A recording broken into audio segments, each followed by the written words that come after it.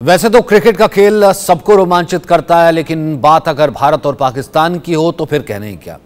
लिहाजा Asia cup के match को लेकर बेचैनी बढ़ती जा रही है, रोमांच बढ़ता जा रहा है। साथ ही साथ वक्त आ गया है पाकिस्तान को धोने का, विराट फार्मूला ढूंढने का। सवाल यह है कि क्या ये लड़ाई पाकिस्तान की गेंदबाजी और भारत की बल्लेबाजी के बीच है? क्या भारत का शीर्ष क्रम इस बार पुरानी गलतियों से सबक सीखेगा जो टॉप ऑर्डर है? क्या विराट कोहली अकेले ही पाकिस्तान की गेंदबाजी को धो देंगे? आखिर क्या है पाकिस्तान के बढ़ते कदमों पर लगाम लगाने का तरीका? ये कुछ ऐसे सवाल हैं जिनका हल निकालने का हम बेसब्री से इंतजार कर रहे हैं। तो हमारे साथ जो इन्हीं सवालों का इंतजार जो है, इन्हीं सवालों का हल निकालने का इंतजार जो है हम खत्म करेंगे। राणा बाबर हयात, वरिष्ठ खेल पत्रकार, हमारे साथ पाकिस्तान से जुड़ रहे हैं, लाहौर से जुड़ रहे हैं। और मनोज जोशी इस वक्त हमारे साथ हैं, स्पोर्ट्स एडिटर, इस वक्त मेरे साथ मेरे यहाँ स्टूडियो से मौजूद हैं। मनोज जी, सबसे पहले लाहौर चलें। बिल्कुल, हिंदुस्तान पाकिस्तान मुकाबले का जंग है, जंग के मैदान से कम नहीं है। और अगर बात लाहौर से ही हो, पाकिस्तान से हो, तो मजा ही कुछ और है। तो बाबर हयात साहब, कैसी तैयारी है? क्योंकि मनोज भाई से अब जब बात होती रहती है, आपकी तो होती रहती होगी, ये बहुत सीधे तौर पर, बहुत ये स्पष्ट मैंने देखा कि इनकी क्रिकेट के ऊपर कलम जो है ना वो साफ कहती है। अब उस दिन भी बात हो रही थी, अब ये कह रहे हैं कि ठीक है थोड़ा सा ही वक्त रह गया है, लेकिन जो बड़ी लड़ाई वो लग रही है कि वो ये है कि India batting lineup top order और पाकिस्तान की बॉलिंग जो कि इस वक्त आग उगल रही है। असली लड़ाई ये है।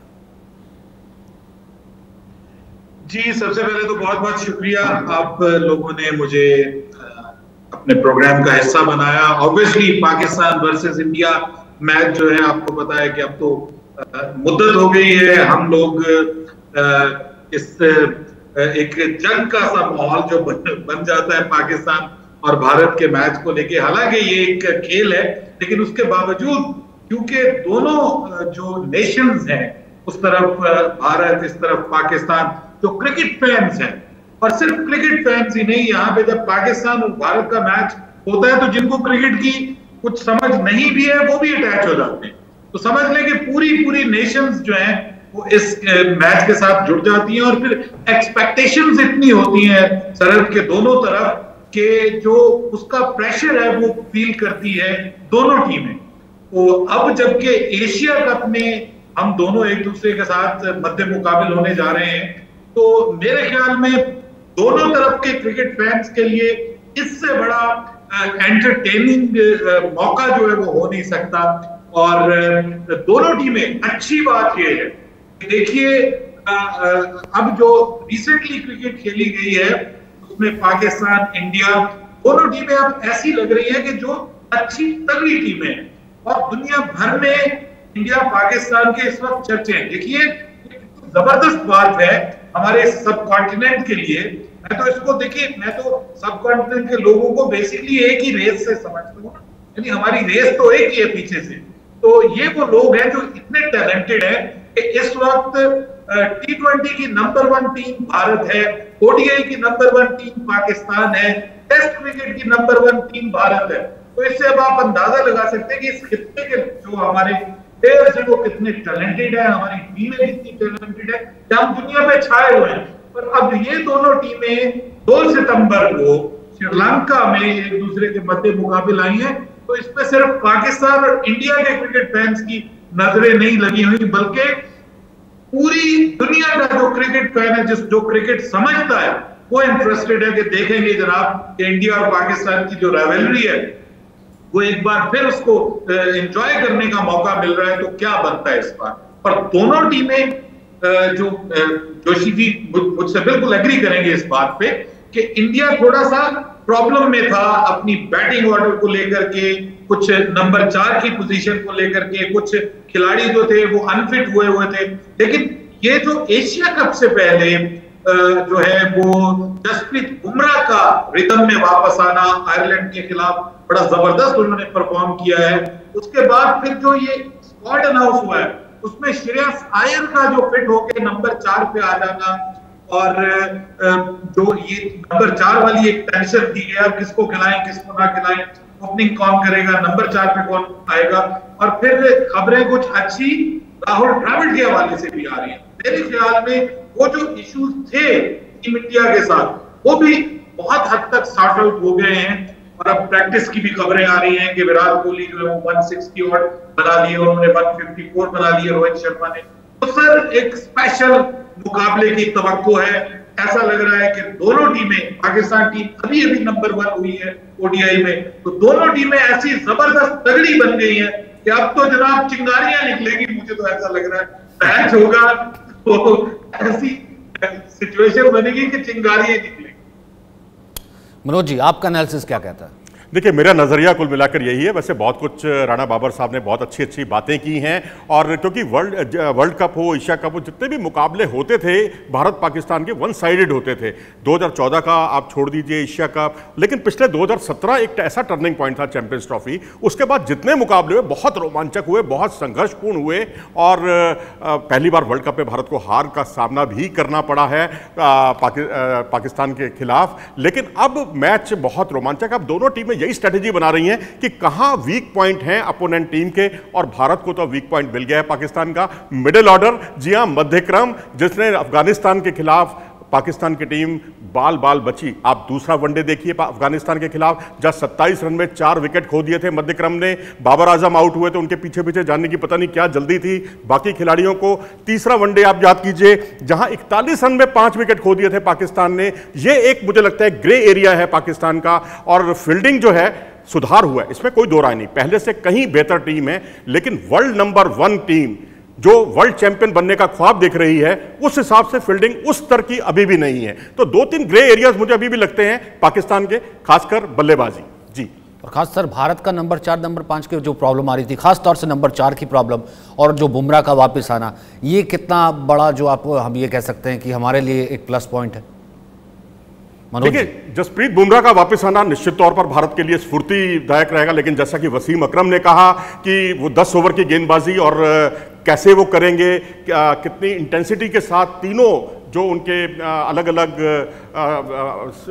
लॉट में वो बॉलिंग करेंगे, वो उनकी बॉलिंग कैसी रहेगी, इस पर सबकी नजरें होंगी। तो वसीम अकरम का कहना वाकई बहुत वाजिब है। लेकिन साथ ही मैं कहूँगा कि हमारा जो नंबर 8 की जो प्रॉब्लम है, नंबर 8 पर हमें एक बल्लेबाज, ऐसा ऑलराउंडर चाहिए, जिससे क्या हो रहा है कि हमारे जो 3 फ्रंट लाइन बॉलर हैं उनमें से एक को कम करना पड़ रहा है। हो सकता है कि बुमराह, शमी और सिराज तीनों में से एक को बाहर बिठाना पड़े, क्योंकि 8वें नंबर पर हमें शार्दुल या अक्षर में से किसी एक को खिलाना है। पाकिस्तान की टीम सेटल है, ये एक बुनियादी फर्क जरूर है दोनों टीमों में। जी, तो आप क्या पूछना चाहते हैं? हमारे जो इस वक्त साथी मौजूद हैं यहाँ से लाहौर से, राणा बाबर हयात जी, मैं आपसे जानना चाहूंगा कि आपको भारतीय टीम में ग्रे एरियाज क्या लगते हैं? क्योंकि मैंने तो आपको ग्रे एरियाज बता दिए कि वहां का मध्यक्रम, वहां की फील्डिंग और बल्लेबाजी। टॉप ऑर्डर अगर कहीं ध्वस्त हो गया तो पाकिस्तान के लिए मुश्किलें खड़ी हो जाएंगी। इमामुल हक बहुत अच्छी फॉर्म में चल रहे हैं, पिछले 3 सीरीज में देखें तो 2 में वो मैन ऑफ द सीरीज रहे। फकर जमान बड़े मैच के खिलाड़ी हैं। बाबर आजम कोई जवाब ही नहीं है उनका। लेकिन क्या उसके बाद की बल्लेबाजी सस्टेन कर पाएगी? नंबर 4 की समस्या हमारी नहीं, अब तो पाकिस्तान की भी नजर आने लगी है। जी जोशी जी, मुझे ऐसा लगता है कि मुझे जो प्रॉब्लम लग रहा है ना, एक तो थोड़ा सा फास्ट बॉलिंग का इशू है, अभी भी स्टिल है। बहुत अच्छे फास्ट बॉलर्स हैं, मैं बिल्कुल ये नहीं कहता कि Siraj is a wonderful fast bowler, और रिसेंटली उन्होंने बड़ा अच्छा परफॉर्म किया। Is also top ranker as well. 21 wicket चटकाए हैं राणा जी उन्होंने, 21 विकेट चटकाए हैं, बहुत शानदार उनका सक्सेस रेट रहा है हाल में। मैं बिल्कुल एग्री करता हूं। मोहम्मद शामी जो है वो अपनी जगह पे, जब उनकी बॉल घूमती है, चलती है, और जब उनके यॉर्कर्स पड़ते हैं तो भाई वो भी अनप्लेएबल हो जाते हैं। जहां तक बात है जसप्रीत बुमराह की, वो अभी भी थोड़ा सा इशू है। जैसे अभी आपने वसीम अकरम की बात की, अभी भी 4 ओवर्स 10 ओवर्स में डिफरेंस है, और थोड़ा सा वो लैग करेंगे मैच फिटनेस को। 50 ओवर जो है ना, वो बड़ा मैच है, थोड़ा सा लैग करेंगे, लेकिन मुझे लगता है कि वो कवर कर जाएंगे। देखिए, मुझे इंडियन टीम में जो ग्रे एरिया नजर आ रहा है ना, वो सिर्फ ये नजर आ रहा है कि वो सेटल्ड नहीं।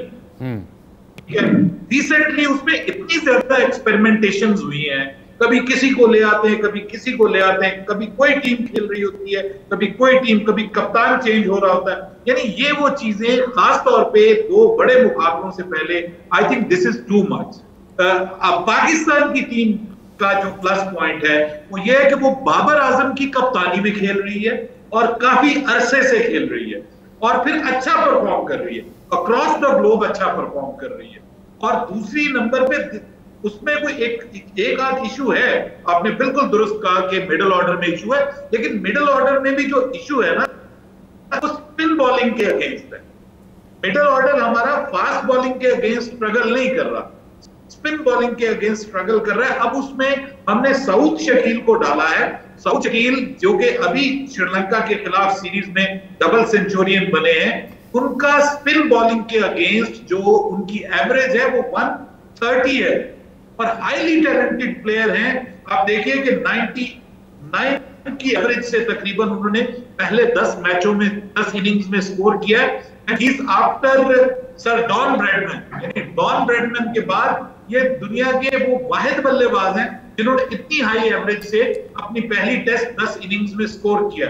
राणा बाबर जी, वो रेड बॉल की कहानी है जो आप बता रहे हैं, लेकिन अब मुकाबला व्हाइट बॉल से है और भारतीय विकेटों पर है और भारतीय विकेटें स्पिनर्स के लिए बहुत ही मुफीद मानी जाती हैं और अब स्पिनर्स जो है वो सबसे बड़ी चुनौती है, ना सिर्फ मध्यक्रम के लिए बल्कि टॉप ऑर्डर के लिए भी, क्योंकि बाबर आजम भी स्पिनर्स को बहुत अच्छे तरीके से नहीं खेल पा रहे हैं। हाल में लंका चैलेंज तो कहीं ना कहीं रहेगा ही। मेरे पास वक्त दरअसल इतना ही है। राणा भाई, आप हमारे साथ जुड़े, बहुत बहुत शुक्रिया हमारे साथ जुड़ने के लिए, थैंक्स अ लॉट। और मनोज जी, आपका भी बहुत बहुत शुक्रिया।